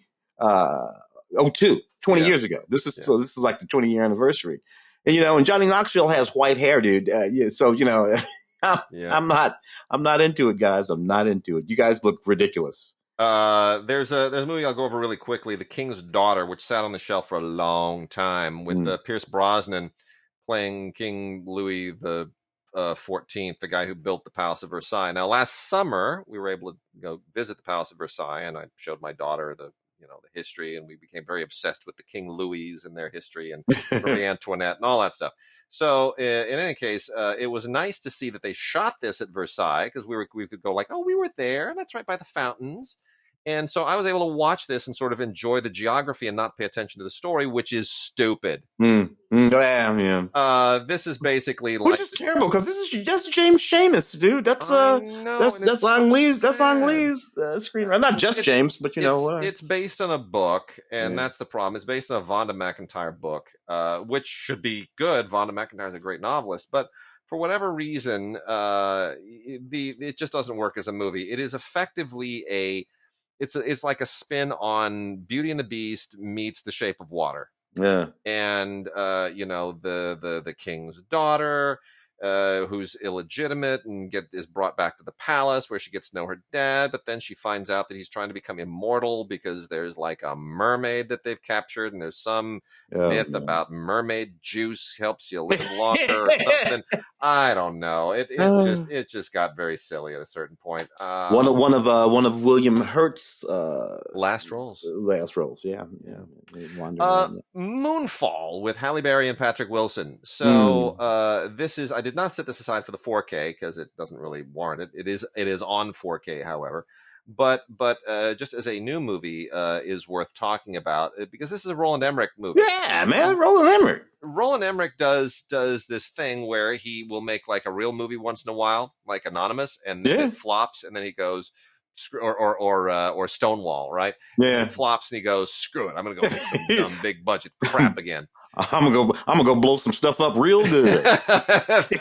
and he does. And so he does. And I don't know how much this made, but here's the thing. It's almost as if he knows that the plot of this thing is so ridiculous, no one is going to take it seriously, so just go for broke. Look, the moon gets knocked out of its orbit. You and I both have the moon in its orbit and Space 1999 and all kinds of stuff too. Yeah. So just that alone, I was like, wait a minute, and then so Roland makes this big ridiculous movie, which I loved, by the way, this big ridiculous movie because Roland blows shit up real good. He always has. Independence Day, it's Roland. Yeah. And it's a little bit like what was the Michael Bay Ben Affleck thing? Was that one Armageddon or was Armageddon? Armageddon, trying to blow up the asteroid. When Bruce was still solid and all of that, and it's like that, it's like as opposed to that other one. That took itself real serious. Yeah, which came out at the same time. We've completely forgotten things. Yeah, because it took itself real serious. So there you go. Don't do that. Just blow the shit up, boy. There we go. Well, that's it for the new movies. Let's do some TV, and I want to get through some of the Criterions here. Because during our layoff. When I was able to see some really great stuff. And did I mention I went to Stonehenge? I think I sent you a picture of me at Stonehenge. Yeah. Well, it was one of the first things you guys did. That was just fantastic, man. Gosh, it was cold. It was so cold. It's 28 degrees at 6:45 in the morning, but you get to go inside the stones. Life-changing. Oddly, though, and I don't know, I mean, people go to Stonehenge, I do Stonehenge, 40 years ago, whatever. Yeah. And I was Stonehenge, and this is 40 years ago, so I mean, literally, you could just, Oh, that's when people were having parties there. Smoking heroin and all kinds of whack because they had and go to Stonehenge. And I'm like, this smells funny. That's what I was. It's under really 24-hour armed guard now. It can't. It doesn't smell funny anymore because nobody pees on it. But in '81, people peed on Stonehenge. That's just. Oh man! So here's what we got on Criterion. This is all the new stuff in Criterion. I'm going to run through the titles right now, and we're going to talk about a few of them. Le Cercle Rouge, the Jean-Pierre Melville movie. Martin Scorsese's The Last Waltz. A fascinating 1975 film that very few people may have heard of, Adoption, by a director named Marta Mazaros. I'll say something about that in a second. Flight of the Phoenix by Robert Aldrich with Jimmy Stewart and Robert Attenborough. Love Jones by Theodore Witcher. My guy, my movie. Bertrand Tavernier's Round Midnight. Oh, wow. With Dexter Gordon and an amazing score by Herbie Hancock, which won an Academy Award. Tom Yule and Jane Mansfield in the amazing The Girl Can't Help It, directed by Frank Tashlin. Best known for his Jerry Lewis movies, but man, is he good with Jane Mansfield. One of the very first ever Criterions. This is number 54 in the Criterion canon, and it's finally out on 4K for all mankind. The very underrated Alex Cox movie Walker. The beautiful Vittorio De Sica film Miracle in Milan. Oh wow. And the movie best known as This Is My Desire. I don't even know how to pronounce the actual title. It's a Nigerian film. Emoji, I think is the way that you pronounce it. Anyway, I'll set that aside with Adoption. Let's talk about the other stuff. Anything in here that just we should highly, highly recommend above everything else, because they're all great, and I don't know how to pick one. Well, for me, I always have whenever Love Jones comes up, I have to talk about Love Jones. The one and only feature film that Theodore Witcher ever made, right? Which is perfectly bizarre to me. Sherman actually, he was a commercial director, Theodore. So Sherman actually did a think it was like a Nike commercial or something like that. Yep. That he worked in with theater, 25, 30 years ago. Our friend Sherman Augustus. But this film, Lawrence Tate and Nia Long and Isaiah Washington, became this classic film. Lisa Nicole Carson, a beautiful, beautiful love story. That gave us a fantastic soundtrack and made some movie stars out of some of these people. Isaiah Washington, certainly Nia Long, certainly Lawrence Tate.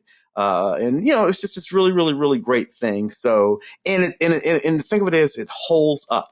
It absolutely, totally holds up. And I think part of that, yes, it's the performances, but I think it is so beautifully photographed. Oh yeah. I mean, it's got this really wonderful textured cinematography. It just captures, the 1990s in a way that very few films do. Absolutely. Ernst Holtzman, director of photography on that film. Beautifully done. Yeah. I think the 4K of For All Mankind is also really, really welcome. I'm glad that they've cranked that up. Again, this is the all about the space program Apollo 11, and really many movies have been made since about this subject and using a lot of the same footage, but this still has that philosophical undertone to it that I think is just so profound. And it's been a Criterion favorite for a long time. 4K is absolutely the right way. You should upgrade. You really should upgrade for sure. Walker is a movie I want to talk to you just for a second about. Alex Cox made this crazy, weird, anachronistic story about William Walker, played by Ed Harris here, which kind of takes an approach to Walker the way that Jesus Christ Superstar took to the story of Jesus. And it's it had a lot of anachronistic stuff going on here that's very weird and alternative, and meant to reflect on the current situation, or at the situation at the time in 1987, the Sandinistas, Nicaragua, and kind of draw the two together in a very ham-handed, obvious way. But at the same time, it's an Alex Cox movie. What do you want? You're a Repo Man, there's something glowing, something weird in the trunk. I love Ed Harris and for sure, but I love Rene Auberjonois in this film. Richard Masur, and I love that, and my homie Cy Richardson as Captain Hornsby in this film. So a lot of Peter Boyle, John Diehl, all Marley Matlin, all kinds of great people in this film, but just really, really, really just an excellent cast in a really weird story. Totally true. Around midnight, I love to talk about too. How many is Dexter Gordon the only person who has ever been nominated for Best Actor for playing himself? Well, you know what? That's a good one, which I figured only you would be able to answer. But that's just fantastic. Yeah, it's just fantastic. Yeah, I think so. I mean, and he's good at it, by the way. Yeah. And as anyone might know from watching that Clint Eastwood movie with the three guys who were on the train in France, playing yourself is not as easy as you might think. Yeah. One of them got it right. The other two one was pretty bad at it. And there are a lot of neat people in this movie. Dexter Gordon playing, but Herbie Hancock is in this movie, and Lynette McKee, and a lot of people. It's just really, really beautiful story. Even Martin Scorsese walking around in the movie. Martin Scorsese is walking around in this movie. So, it's a really interesting thing that Bertrand was doing. I adore Bertrand Tavernier. A little De Sica-esque. I know we're going to talk about a De Sica movie, but Tavernier is one of my all-time favorite directors. He's a lovely man. I met him once at the City of Lights, City of Angels Festival here in LA, and he was so wonderful. Big, huge body, big personality.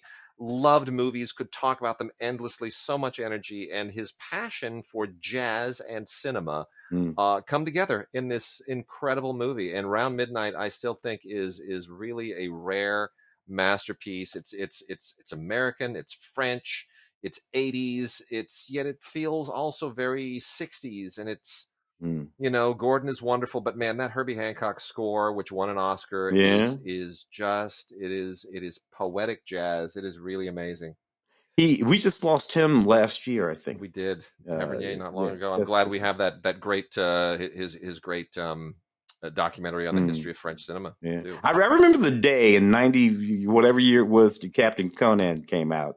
And that you told me about that movie. You were ebullient about that movie, and completely correctly.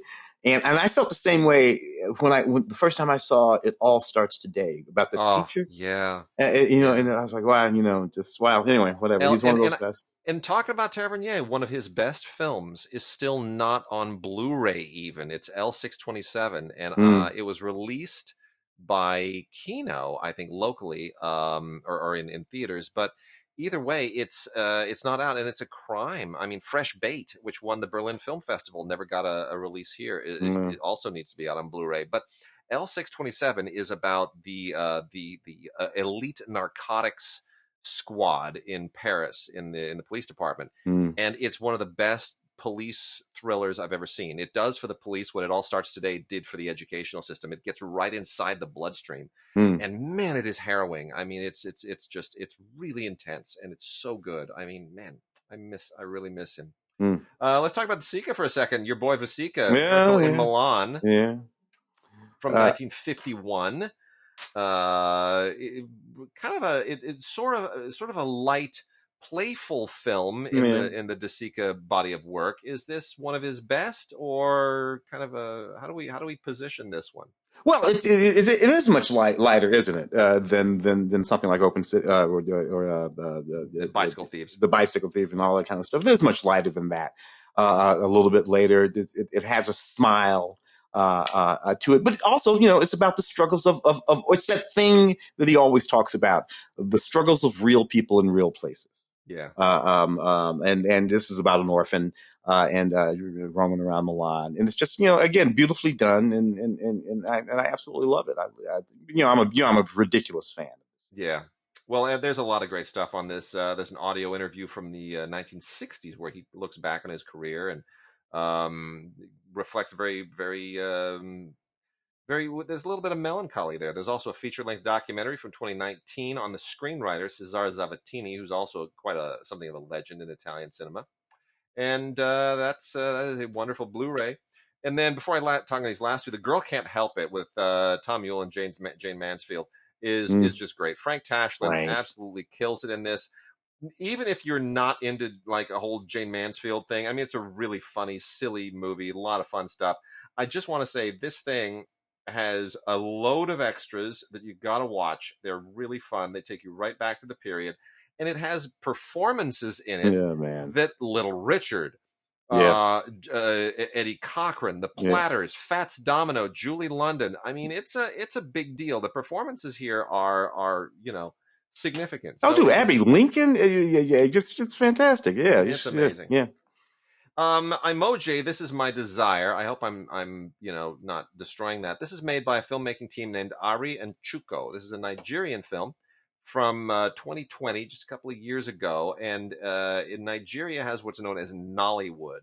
After Bollywood, after Hollywood, there's a tremendous amount of filmmaking that goes on in Nigeria. It is the filmmaking capital of Africa. But like Bollywood, the films significantly don't often travel. They frankly don't even travel that far in Africa. They travel widely in Nigeria. And we would do well to start discovering some of this stuff because there's a lot of really fascinating, totally daring filmmaking going on right now. And this takes place in Lagos, Nigeria, which is kind of an infamous city. When I worked for Air France, Lagos was, if anybody was going to or through, especially through Lagos, you were on the drug trafficking radar of the federal authorities because Lagos is like the drug trafficking hub of the world for some reason. So, and I saw people who were pulled out of line at LAX, and government officials started tearing through their luggage right then and there in the open of the Tom Bradley terminal because they were flagged for going through Lagos for some reason and going to some other destination. So Lagos is a fascinating, complicated city. It's got great poverty, but it also has great cosmopolitan, very modern parts to it. It's a fascinating place. And they shot Lagos on 16 millimeter and in a very De Sica kind of a way, captured the rhythm of this city as seen by two very different people. And one's a hairdresser and the other one is an electrician. And it deals with their dreams, their aspirations, their demons, all of this stuff, and it really is. It's like Desika in Africa, and it's a tremendous movie. It's so rich. It's so rich. It's really rich. So Ari and Chuko, I hope they keep making movies. I don't want them to get hijacked by Hollywood or Europe. Keep making movies in Nigeria, but let's release those things here because we can see them. Yeah. And similarly, this 1975 film Adoption by Marta Mazaros, which I had never heard of. This is a Hungarian movie. Hungarian movies, again, like those in Nigeria, don't really travel outside of Hungary. But I'd like to find out more about her as a filmmaker. Really, really interesting. Obviously, because as a woman working in a filmmaker in Europe in the 1970s, not a lot of them outside of France and Italy. And this thing won the Golden Bear at the Berlin Film Festival. Mm-hmm. And this also is a story of two people, in this case, two women. One is a factory worker, and the other one is a kind of a teenager who wants to marry her boyfriend. And it is about how these two kind of come together and what it says about all of the forces that were at work in Hungary in the 1970s, which is, of course, before the fall of communism. So it is still very much an oppressive state. And you learn a lot about that at this point in time. It's a really wonderful movie, and has some not a ton, but it has some really, really good extras, including a 1964 short film made by the same director. So some good stuff there. Tim, before we wrap out, anything else? Should we do a little bit of TV? Why not? Kind of finalize things. All right. Why not? Let's do a little bit of TV, man. What looks good in the TV pile? Well, let's see. What do I actually know about here? Oh my God, Ghosts. That series is hysterical. Okay. And again, it's one of those series that's so, I don't know, whatever. It's about this house. It's about a haunted house where the people who move into the house can see the ghosts. And it takes me back to those wonderful, who was it? Bob Powell and Myrna Loy. Was that the Ghost of Mrs. Muir? Was that them? Ghost of Mrs. Muir was originally a movie, but then it became that series. Series. And it takes me back to that stuff. It's just so funny. But you have to accept this sort of nutty conceit, and I think it was BBC. There's a BBC show, and it adapted well, and it cracks me up, and I really, really like it. And what would that be? I guess it's got to be season one. Season one of Ghosts from the BBC. Yeah. It's the I've got to watch it now, man. I love because the jokes are so obvious, but that's why they're funny, and that's when they get that. We also have CSI Vegas season 1. I don't understand why. We've had probably 75 years worth of CSI between all the various shows. And now we're going to start doing this in Vegas. I'm not sure how that's different just because we get to see Vegas on a weekly basis. But I've tried watching a few of these. It's fine. It's the same old deal. Yeah. It's like the Law and Orders. You're kind of going through the motions. If you don't like the cast, you're not going to like the show. So it really, really hinges on the cast and the characters, not the CSI-ness. I always felt like CSI is a little bit of a cheat. How are we going to solve this crime? Well, let's just look at something. Oh, there it is through the microscope. yeah. Put that blue light on it. Yeah. That usually takes care of it. Dude, The Handmaid's Tale. I got to tell you, deeply appreciate The Handmaid's Tale, but I had to tap out. It has, what is this, like season 4, I think? I tapped. This is season 4. I think I tapped middle of 3 or something like that. I'm like, this is the bleakest, most miserable. Just because it had this way of walking you up to a win, or even sometimes handing you a win, for your character, for your heroine, and then snatching it back. And that show would again just leave me so freaking miserable that I'm like, you know what? I'm going to go ahead and tap out of this for a while. And then, of course, I also live in America. So Handmaid's Tale. And I will say this, I love her. Yes. Elizabeth. Yeah. Moss. Elizabeth Moss. I really love her. I think she's wonderful. But here is the thing. Here's what's interesting. The guy who produced the original Volker Schlondorf Handmaid's Tale. 1990. Whatever it was, 25 some years ago. Uli directed that film, I think. No, it was Schlondorf. Oh, Schlondorf. That's right. Not Schlondorf. Yeah. Well, the guy who produced it back then has produced nothing in his career other than that movie and this series. So he optioned a property, made a movie about it, and then he sat on that thing for 2 decades and was able to reboot it as a series. That's working something. Well, or when he sat on it for 2 decades, and when somebody figured out that they wanted to reboot it as a series, they had to come to him. We're talking about Bruce Miller, and they had to come to him, and he put his name at the top of all of it, and it's taken a big old chunk. But I got to tell you, I doubt that Bruce has anything whatsoever to do with anything creative whatsoever. But they had to come to him because Bruce, if he's nothing else, he's a hell of a businessman. The complete season, that means they couldn't get anybody to renew it. The complete season of Saban's Power Rangers Samurai is pretty much basically the exact same thing that they've done like 50 times previously.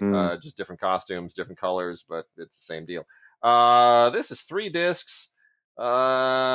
Just ridiculous nonsense stuff. The only interesting things here are the bloopers. Otherwise, I don't know how they keep these things going. I don't know why they keep making more and more and more. I don't know what the audience is. I guess maybe each generation of kids thinks it's new, kind of like Ultraman. If I can segue from that to this, we got 2 Ultraman titles here. One is the complete series of Ultraman Ultra 7, and the other one is Ultraman Superior 8 Ultra Brothers. I'm kind of tapping out on this stuff too myself because it's starting to all run into each other and it's all kind of the same. But again, as with the Power Rangers, somebody watches this stuff. Somebody is compelled by it. I loved Ultraman as a kid, but it was one series, not 20 of them. And none of it's ever been better than the original. None of it are better than the original. I tried really, especially the Ultra, the Superior 8 Ultra Brothers thing. I tried to figure out what the lore is. I can't make sense of it. I cannot make sense of it. They explain it. I still don't get it. And then also Jackie Gleason Television Treasures. This is a nice little single disc thing from MPI. It just puts a lot of great. It's like a cornucopia of Jackie Gleason highlights from his TV legacy, Jackie Gleason show, bits from The Honeymooners, all kinds of other stuff. It's really quite nice. I'm a huge Jackie Gleason fan. I would love to have all of that stuff in a giant boxed set. But I watched this stuff as a kid, and I like having it in kind of a greatest hits collection like this. It really is. It's kind of nice. I just watched Nothing in Common. Him and Tom Hanks in 80 whatever back in the Gary day. Marshall, man. Gary Marshall film, so great. Tom's still with us. Still got Tom. I think even Maurice Saints is still with us too. So that's a beautiful movie. Yeah. What other things do we have here? We got a few things from Acorn. Let me just mention it. I see Walking Dead though. I see Walking Dead, The World Beyond, the final whatever the Walking Dead, and again. This focuses on like the first generation of right at the top of the apocalypse of the zombie Julia Ormond and all this kind of stuff. And I'm like, okay, literally, guys, you're gonna loop this shit back around on me. So because we Walking Dead, and then we feared of the Walking Dead, and I thought, okay, I think all the dead have walked, and somehow they folded time so that they can take us back to the top. And they're going to walk us through it again. But there it is, there it is. I am just endlessly amazed at how they keep finding ways to reboot some of this stuff. It really kind of blows me away. Blows me away. They just keep coming up with it. We're going to run out of time here in a second, and I'm going to let Tim go on with his day, and I'll get on to getting this show produced. But we got a few things here from Acorn TV, and it's all really, really quite good. Mostly, British themed stuff, as the Acorn stuff is, or certainly, sometimes Australia and New Zealand. That's the or Canadian, anything within the Commonwealth. That's where Acorn's bread is buttered. But some series really worth checking out. I'll tell you, the Manhunt, the Night Stalker Series 2 is worth it just because of Martin Clunes. Martin Clunes has never been a movie star, but man, is he a TV star in the UK. He's just great, especially in mystery stuff, especially in cop stuff. Plays a DCI here. Looking for serial killers, and it's completely different from anything he's done previously. Really well directed by Mark Evans. This is the second series, and it's a good show. It's a really good show. There's also the first series of Dalgliesh, which is based on the novels by P.D. James. These are also mysteries. And this is also very new and very, very well written. Jeremy Irvine is a perfect star for this.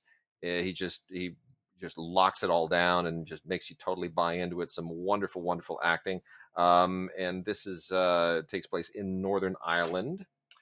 Then there is series 1 of the Madame Blanc Mysteries with Sally Lindsay, another wonderful actress.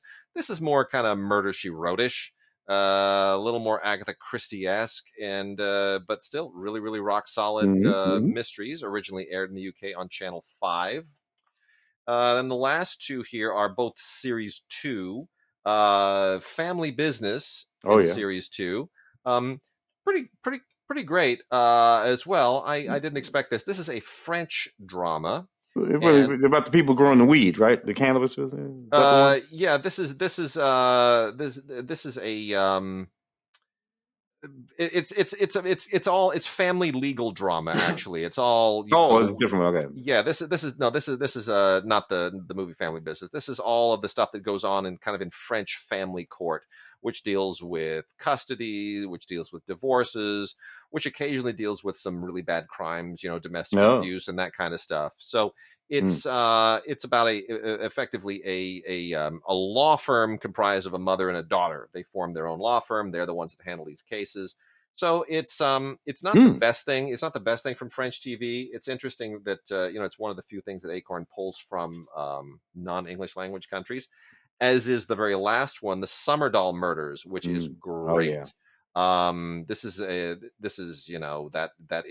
the Scandinavians can do such dark stuff, some really, really horrible dark stuff. And this is a Danish, I guess the only way is like Danish murder noir.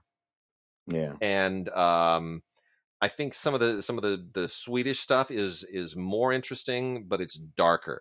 This kind of strikes a really good tone, which is what makes it good for Acorn and people who like British shows. It's got some character stuff, some relationship stuff going on. Gets a little bit LA Law-ish at times, but otherwise, really, really excellent procedural and mystery stuff. Great acting. A lot of people, I just hope they show up in some really, really good and wonderful background too. It's this wonderful coastal town where it's shot. It's just beautiful, really beautiful stuff. So the Summerdoll Murders, SOMMERDAHL Murders, Series 2. Yeah. All right, Tim, with that, let's hope nobody gets assaulted on stage or punched or anything this week. My goodness. The world needs to just get it. And Dave Chappelle, man, there he is on the stage getting tackled. He didn't even do the tackling, but now he's blown the pandemic. He right off the news cycle. He's blown Ukraine out of the news cycle. He took everything else out of the news cycle except for Will Smith and Chris Rock, because Chris Rock also happened to be there making a Will Smith joke. Yeah. But there it is. It's the wackiest thing in the world, man. So what as things go, given that it turned out okay, that's okay. That's the least of our problems. We'll be yeah, it's all good. All right, everybody, we will be back. We got a little bit of a backlog here, so we got a lot of stuff we did not get through today. Some Warner Archive stuff, some other classics, some Arrow titles. We will do our best to come back sooner rather than later. Tim, are you on Film Week again anytime soon? I think I'm on for the Tom Cruise movie for Maverick. Okay. Which releases next week. So who knows? Maybe by the time we do this again, we'll be able to talk Top Gun. Are you going to be there on the 10th at that screening at Century City? Yes, I definitely am. Well, I will be there. I am bringing a songwriter friend of mine as my guest. Oh, well, okay. You can bring a guest. I did not know that. Well, I am bringing him as a guest. I'm going to guarantee that. But it's interesting because he had a song on the original Top Gun soundtrack. Oh, get out of here! Who are you bringing? Michael J. Oh, okay. That is insane. That's fantastic. So, because he's moving. Let's just say he's moving to the songwriting capital of the world. So, I hope he doesn't mind my saying that. But, in any case, this is going to be our little swan song for our local get-togethers, and we'll talk Top Gun at that time with him. I'll see you there. I'll see you at that screening. We gotta do a Top Gun podcast. Top Gun was a big deal. 1986, of course. Yeah. When that movie came out, and it literally drove enlistment. and to all branches of the military. Yeah, but I was an usher at the Men's National. I was actually chief of staff, which didn't mean anything. I was an usher at the Men's National Theater when that opened. And here's what I remember, and I eventually later took a post-production sound course through the academy with the woman who was the sound designer and principal sound editor for the film. And I remember talking to her at that, and she said, they played it too loud, right? Like, that was the first thing, was she was horrified when she came to that. She's like, are you kidding me? It's not supposed to be this loud. It just cranked it all the way up. So that was hysterical. Well, I don't know, but Top Gun, big movie, pivotal movie. I can remember. I remember the first time I saw it. I was just out of the Air Force, which was weird. So I had this whole sort of like competitive thing going on, because we were F-16s and F-14s. And, but it was a hell of a thing. So we'll talk about that. That's for sure. We'll talk about it next week. All right. We'll be back in a week or so. See you, everybody. Have a great time.